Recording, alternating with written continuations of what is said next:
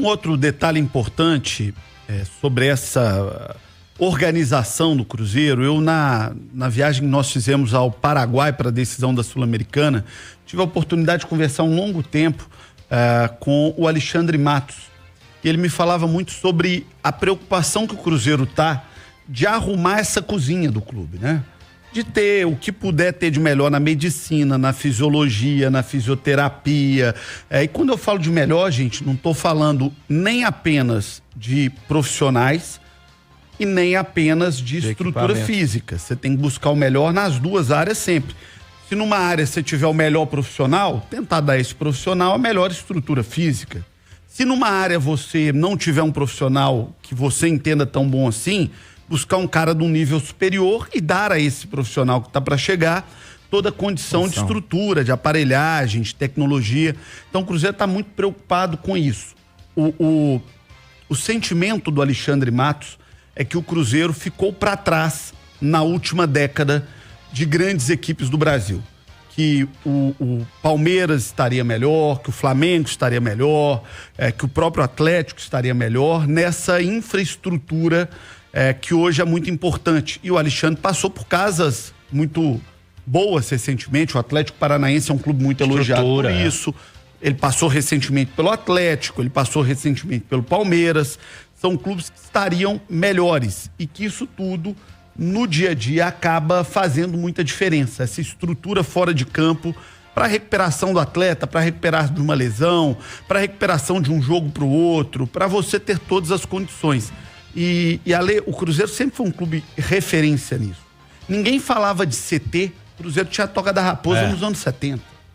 Quando muitos clubes estavam fazendo o primeiro CT, o Cruzeiro já fez a Toca da Raposa 2, que era uma referência. E segundo eu ouvi do próprio Alexandre Matos, nos últimos anos o Cruzeiro perdeu a vanguarda nisso. Então o Cruzeiro buscaria investir muito para voltar a ser vanguarda, para voltar a ser elite nessa estrutura. E acho que isso pode fazer muita diferença para o Cruzeiro a médio prazo. Inclusive na dividida, né, o João? O jogador que está em dúvida entre clube A e clube B, essa estrutura ela pesa muito. E o Matos, ele tem muita experiência para falar sobre isso, porque ele participou dessa mudança que aconteceu no Palmeiras. O Palmeiras também não tinha essa estrutura, o Palmeiras não tinha essa condição, nem para o profissional e nem para a base, e ela foi toda reformulada para ser referência. Então ele pode falar isso de cadeira, né? E também da importância que isso tem e como isso interfere no dia a dia e depois no desempenho das equipes, com certeza. Quando eu conversei com o Matos, ele citou exatamente o caso do Palmeiras. Quando ele chegou no Palmeiras, se não me engano, 2015, né? Por aí Quando ele foi pro Palmeiras, ele falou, olha, primeira coisa que eu conversei com o presidente do Palmeiras na época, aquele banqueiro. É o Paulo Nobre. Paulo Nobre foi presidente. Precisamos cuidar da casa. Precisamos melhorar o CT, precisamos melhorar a concentração, precisamos melhorar a estrutura física do clube. E que hoje o Palmeiras é um dos melhores, talvez o melhor clube do Brasil nessa estrutura. E na sequência, João, foi melhorar as categorias de base, que o Palmeiras também não tinha. E esse foi um passo que o Pedro Lourenço deu talvez já no primeiro dia. Porque quando o Pedro traz o Adilson para as categorias de base, e o Adilson é um cara sério, honesto, trabalhador, decente. O Adilson, você pode ter uma crítica aqui ou ali de, às vezes, pensamento tático de jeito, um vê de um jeito, outro vê de outro. Eu mesmo já critiquei opções táticas do Adilson num momento ou em outro. Normal. Mas olha, o Adilson é um cara extremamente sério. É um cara muito correto, muito honesto. O Adilson é um cara incapaz de fazer o que já fizeram no passado do Cruzeiro e que gente que arrota aí cruzeirismo, né? De passar a mão em tudo quanto é jogador das categorias de base do Cruzeiro e levar embora. O Adilson é incapaz de fazer qualquer coisa desse sentido. O Adilson é um cara sério, é um cara decente. E eu tenho certeza que as categorias de base do Cruzeiro estão nas mãos de um cara que vai olhar aquilo ali com muito carinho, até porque tem muito respeito pelo Pedro e sabe do investimento que o Pedro está fazendo no Cruzeiro. Então acredito que o Cruzeiro tende a evoluir muito na base nos próximos anos pela decência e seriedade, além, é claro, do conhecimento de futebol, porque não adianta o cara ser correto e saber nada de bola. Estamos dizendo isso tudo partindo do pressuposto que o Adilson é um conhecedor de Embora futebol. Eu tenha brigado com ele outro dia, eu até contar um bastidores do carnaval, porque eu vou te falar, João, ele tá trabalhando demais, meu. Ele chega lá, o primeiro a chegar lá na toca, última a sair, também já não tá bebendo, faz 5 anos que o Adilson toma um Billy Night, isso aí também já me distanciou. Tá fininho? Tá magrinho, tá andando, correr ele não consegue, ele não tem joelho, mas o fato dele não tá bebendo há 5 anos já distanciou um pouco a gente. E trabalhando muito, rapaz. Falei. Qual que é o máximo que você já ficou sem tomar? Acho que faz umas 3 horas, né, João? Mas... Aí ele falou assim: olha, vamos se encontrar, meu, trocar ideia, tô com saudade. Vamos. Falei assim, ó, passa aqui na toca pra gente tomar um café. Eu falei, então nem me liga. Se é pra avacalhar essa conversa, nem me liga. E ele tá assim, meu, tem que passar lá e tomar café. Então nós estamos um pouco rompidos. Um beijo, Adilson, te amo. Ai, meu Deus do céu. Já diria o Leonardo, pra você também, né, Ale? Não faz amizade tomando café, né? Não faz, né?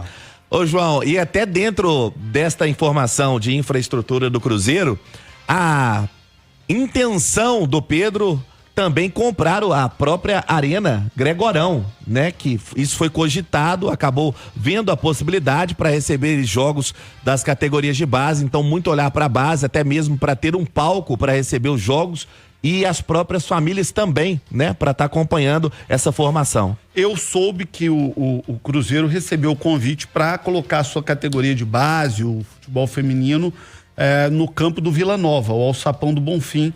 Hoje o Cruzeiro já joga alguns jogos do feminino lá e soube que a Prefeitura de Nova Lima teria colocado à disposição a estrutura do Alçapão do Bonfim à disposição do Cruzeiro, né? O que seria legal também, mas claro que aí tem que pensar num monte de coisa, em logística. Ô, João, um monte de outras coisas. Atualmente também, é tanta categoria e tem o futebol feminino também que tem espaço para todo mundo em todos os campos, né? Para Cruzeiro dá privilégio para algumas cidades também para ter essa aproximação. Muito jogo que acontece, né? Categorias inferiores, muita competição que acontece também e o Cruzeiro pensando e dá toda a estrutura para a turma da base. A gente segue acompanhando o mercado, hoje a atualização mesmo do Bolacier e do Fagner, lateral direito, está muito próximo ali de acerto. É o Cruzeiro avançando em algumas situações também. Hoje o próprio Rafael Cabral, goleiro, tem contrato com o Cruzeiro. E teria um vínculo aí até o final de 2026 de forma amigável, rompeu esse contrato, rescindiu esse contrato e não mais é atleta do Cruzeiro, fica livre no mercado para acertar com outro clube. O Rafael, né, que tem um bom histórico com o Cruzeiro de acesso, 120 jogos pelo clube e entrou muito pouco no empréstimo que teve junto ao Grêmio, apenas 7 jogos neste ano, agora está livre no mercado para assinar e ter um destino em outro caminho. Outra coisa que eu faço questão de registrar, cara super do bem, bom profissional, sério, correto, teve bons momentos no Cruzeiro, mas depois acabou vivendo momentos ruins que acabaram inviabilizando a sua permanência no Cruzeiro, a sua sequência de trajetória, mas é um profissional muito sério, desejo muita sorte ao Rafael Cabral, por onde ele for seguir a carreira dele, porque é um cara do bem e um profissional muito correto, né, Ale? E eu vou te falar, acho que assim, voltando um pouquinho no tempo, né, como se isso fosse possível, se ele tivesse um pouquinho mais de paciência, por exemplo, ele ser um reserva do Cássio nesse novo Cruzeiro, né, um Cruzeiro muito mais forte, que pensa em títulos e tal, seria um bom reserva no meu modo de entender e estaria numa grande equipe. Ele vai acabar indo pro Grêmio, que o Grêmio lutou contra o rebaixamento, é um grande clube, mas lutou contra o rebaixamento nessa temporada e ficou na reserva, né? Então, assim, mas eu torço muito por ele também, eu tenho essa mesma impressão do Rafael, e torço para que ele tenha uma continuidade de carreira. Não vai ser simples, né? Porque você pegar os grandes clubes aí, todo mundo já tem goleiro, né, João?